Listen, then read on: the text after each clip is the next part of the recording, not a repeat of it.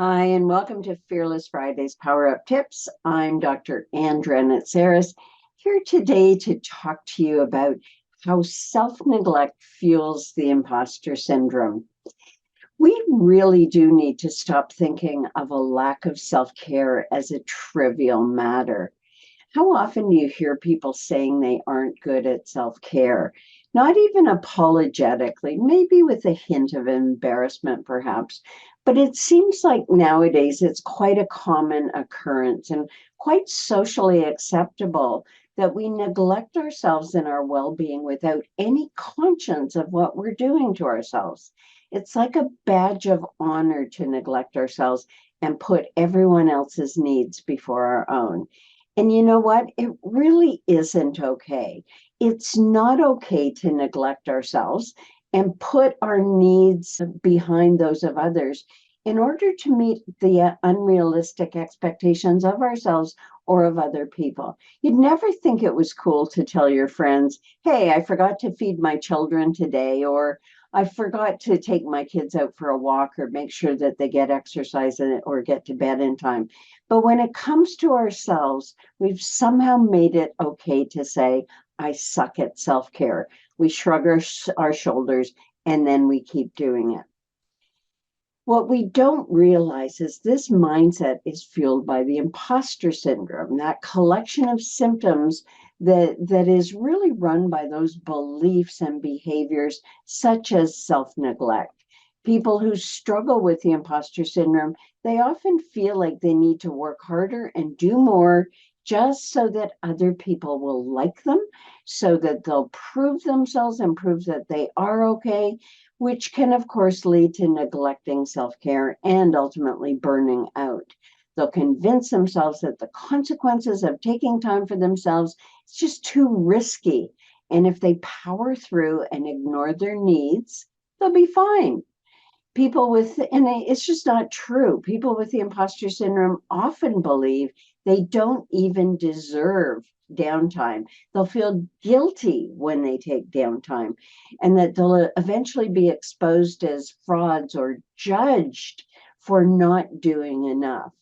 And while there are many factors that can contribute to the imposter syndrome, this self-neglect is often overlooked. Sounds really different, doesn't it, when I talk about self-neglect as opposed to self-care? And because self-care is something we can go, oh, well, I don't do it very much. I do it a little bit. I'm going to take myself off to a spa and have a spa weekend, or I'll take myself off for a massage, as though that's what we're talking about. But we're not talking about that type of activity when we talk about self-care. Because self-care is more of a constant that we stay with. We do our routines, we tone our bodies, we eat well, we make sure we get enough sleep. We don't deceive ourselves into believing that it's okay to put our needs on hold, as though at some point in time, maybe beyond retirement, we'll finally have that chance to put ourselves first. Self-neglect is that act of ignoring our own needs, both physical and emotional. Many people do this by ignoring the fact that they have an inner life, a spiritual life, an emotional life that needs time, care, and attention, as well as those same ways that we can pay attention to our physical needs. It's a mindset that really doesn't have anything to do with, taking a bath after a 14-hour day and saying, well, I did my self-care for the day so I can feel good about myself. It's a belief that drives our behavior that we can and should do without. And so there's the bottom line. We should do without, and therefore we live in this neglected, impoverished way, often duplicating how we were neglected during our childhood. This leads to feelings of inadequacy, it leads to burnout, causes us to doubt our own abilities. We can't get off that treadmill that keeps us going, that keeps us working. And ultimately, we feel like we're a fraud because we are impoverished inside of ourselves. And when we neglect our own needs, we're not living up to our own standards, even our own values for self-care and self-respect. And therefore, we end up feeling guilty. We feel like we're ashamed of ourselves, that we're not good enough to even take care of ourselves. So you see how fundamentally this is linked to beliefs about ourselves, and in our nervous system, it can also be linked to those feelings of that came out of our childhood, that not enough time and effort and attention was ever put into ourselves.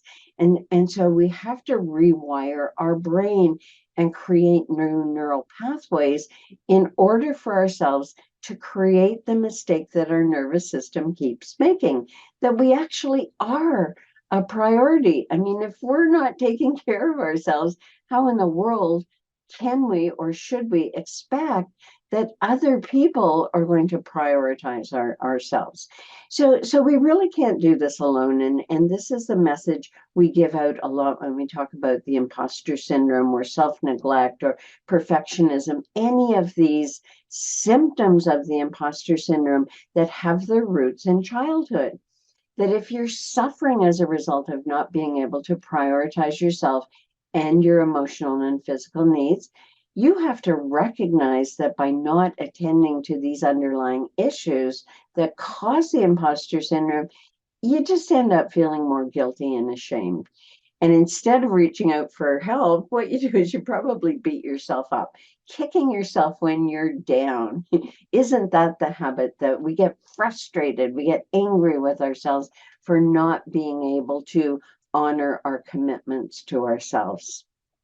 But self-care and self-compassion need to be cultivated. They are not there in our neural pathways. That getting angry at ourselves is probably more of a beaten path that we take, automatic negative thoughts that we take, as opposed to feeling some degree of compassion and that need to know, I am taking a lunch break. I am going to sit and just eat. I'm not going to work and eat. I'm not going to keep plowing through. I'm not a machine. I am a human being. Doesn't support mental health and well-being if we're angry at ourselves for not being perfect. It's just another way to staying entrenched in the imposter syndrome. In fact, neglecting our well-being leads to burnout, decreased productivity, and even serious health and mental health issues. It's time to stop glorifying overworking, isn't it? It's time to stop neglecting self-care and start prioritizing our own needs and well-being, and reaching out and getting the help for what you need, and find out what is at the root of your imposter syndrome behavior and what new neural pathways need to be developed in order for you to be a priority in your own life, where you pay attention to your emotional, spiritual, and physical needs. That's all for now. Thank you for joining me for today's episode of Fearless Friday Power Up Tips. I'm Dr. Dranitsaris, here with you every Friday and also every week on our podcast, Dismantling Dysfunction, on the Dranitsaris-Hilliard website, as well as on our YouTube channel. So if you like the content of the Fearless Friday, please hop over to our podcast, have a listen, like us, subscribe to our YouTube channel. Help us reach other people who desperately need help for dealing with the debilitating symptoms of the imposter syndrome. Until next time, bye for now.